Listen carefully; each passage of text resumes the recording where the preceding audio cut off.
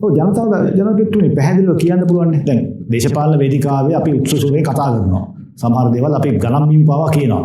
හරි දැන් එක නියෝජ්‍ය අමාත්‍යවරයෙක් කිව්වා ඩොලර් මිලියන 20යි තිබ්බේ කියලා.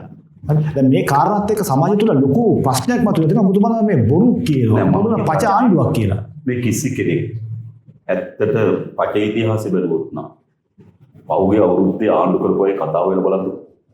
මොකද්ද නැනෝ පෝරගෙන අපෝ බෝම්බ ගැහුවා කියලා කියන්නේ නැහැ කවුරු. අපි මට මතකයි අර පෝර්ට් සිටි පනත සම්මත කරගන්නකොට කොවිඩ් කාලේ පාර්ලිමේන්තුව වහන්න ඕන. රට වහන්න ඕන බැරුව වෙනකොට මේක සම්මත කරගත්තා.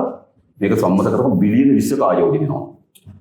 බොක්ස් වලින් මම ඒක කියන්නේ නැහැ. නමුත් කොහොමද දන්නවා. හැබැයි පෝර්ට් සිටියේදී මුතුමත් කිව්වා පෝර්ට් සිටි පුරවන්න කළුගල්. ඔව් මම කියන්න හදන්නේ මේක. අපේ තියෙන ප්‍රශ්නේ තමයි මම කියන්නේ.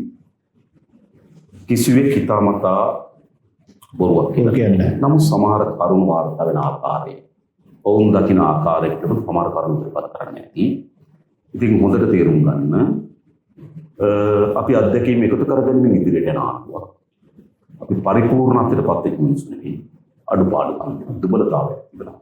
හැබැයි කිසිදු අඩුවක් දුබලතාවයක් කිසිදු අඩුවක් හෝ දුබලතාවයක් අපි අපේ පෞද්ගලික වමනාවක් වෙනුවෙන් පෞද්ගලික සුඛ වේරණ වෙනුවෙන් කරපු ඒවා නෙවෙයි.